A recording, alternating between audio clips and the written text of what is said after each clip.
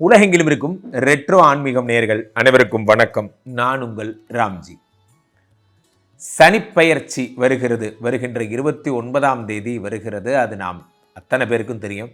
நிறைய பலன்கள் பார்த்தாச்சு. சனிப்பெயர்ச்சி பலன்கள் இப்படியாக்கும் அப்படியாக்கும், இந்த ராசி இப்படி இருக்கும், அந்த ராசி அப்படி இருக்கும், எல்லாம் பார்த்தாச்சு.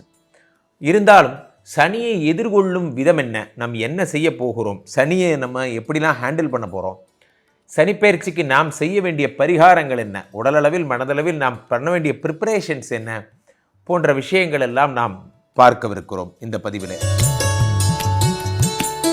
மேலும் சனி அப்படின்னாலே எல்லாருக்கும் ஒரு விஷயம் என்னென்னா, பயமே என்னென்னா, ஒரு பிடி வாத்தியார், சனி அப்படின்னாலே நமக்கு தண்டனை தரும் கடவுள், இந்த மாதிரிலாம் நமக்கு ஒரு மைண்ட் செட்.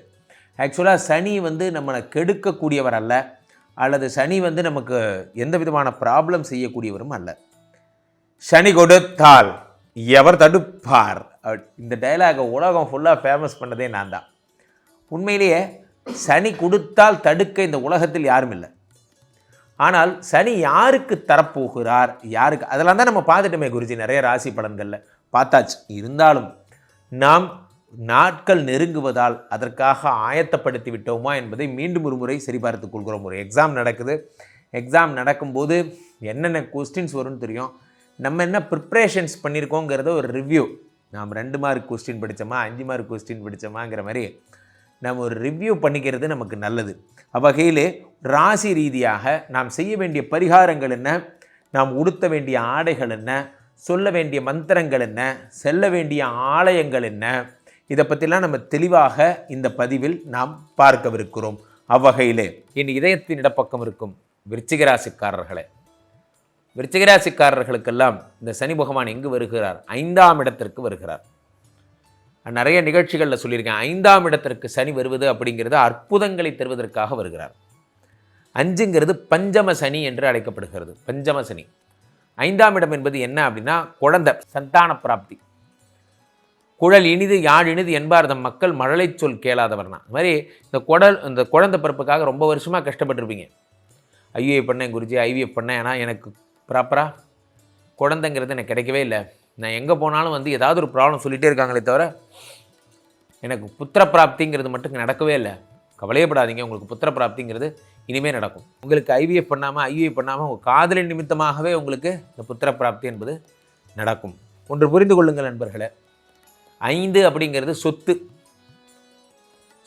அந்த சொத்துங்கிற இடத்துல இந்த சனி பகவான் வரும் பொழுது, சனி கொடுத்தால் எவர் தடுப்பார். சனி 5ஆம் வீட்டிற்கு வரும் பொழுது சொத்துக்களை அள்ளி தருகிறார். 5ஆம் இடம் என்பது இறைவனுடைய அருளாசி. 5ஆம் இடம் என்பது என்ன அப்படின்னு பார்த்தீங்கன்னா, பந்தயம். ஒரு விஷயத்தை நீங்கள் ஒரு சேலஞ்ச் பண்ணுறீங்க, அந்த சேலஞ்சில் ஜெயிக்கிறீங்களா இல்லையா, 5ஆம் இடம்.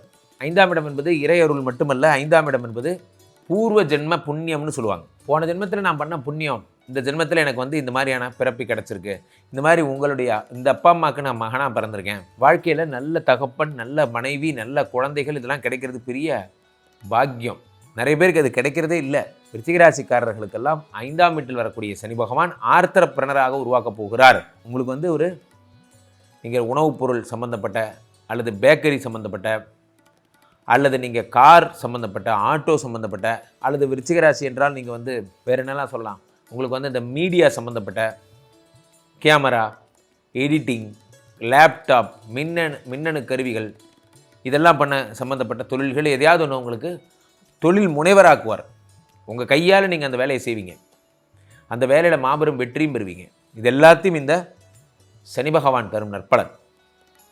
5இல் இருக்கும் சனி 5, 6, 7 பார்க்குறார். 7ஆம் இடம் என்பது என்னென்னா விவாகஸ்தானம். விவாகஸ்தானத்தை சனி பகவான் பார்த்து விட்டார்.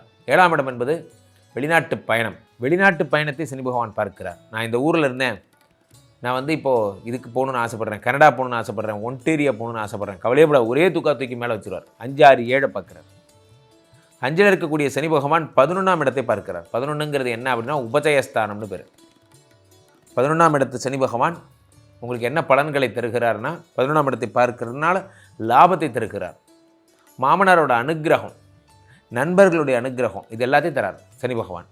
5லிருந்து 7ஆம் பார்வையாக 11, 5லிருந்து 10ஆம் பார்வையாக 2ஆம் இடத்தை பார்க்குறார். 2ஆம் இடம் என்பது தனஸ்தானம். தனஸ்தானத்தை சனி பகவான் பார்க்குற ஒரே காரணத்தினால தான் உங்களுக்கு இந்த வருஷத்தை நீங்கள் தள்ள போகிறீங்க. காரணம் 2-5 கூடிய குரு உங்களுக்கு அஷ்டமத்தில் மறைய போகிறார். உங்களை காம்பன்சேட் பண்ண போகிற ஒரு தெய்வமே உங்களுக்கு சனி பகவான் தான். சனி தான் உங்களுக்கு 2 பார்க்குறார். 2ங்கிறது குடும்பம், 2ங்கிறது வாக்கு, 2ங்கிறது படிப்பு. ஐஏஎஸ் படிக்க போகிறேன், ஐபிஎஸ் படிக்க போகிறேன், நுழைவுத் தேர்வுகள் எழுத போகிறேன், எதை பண்ணாலும் சனி பகவான் உங்களை ப்ளஸ் பண்ணுவார். சனி தரும் அற்புத பலன்கள். சனி உங்களுக்கு 2ஆம் இடத்தை பார்த்து விடுகிறார். அதே நேரத்தில் சனி பகவான் உங்களுடைய 5ஆம் வீட்டிலிருந்து சொத்துக்களையும் இறை விஷயங்களையும் உங்களுக்கு அள்ளித் தருகிறார்.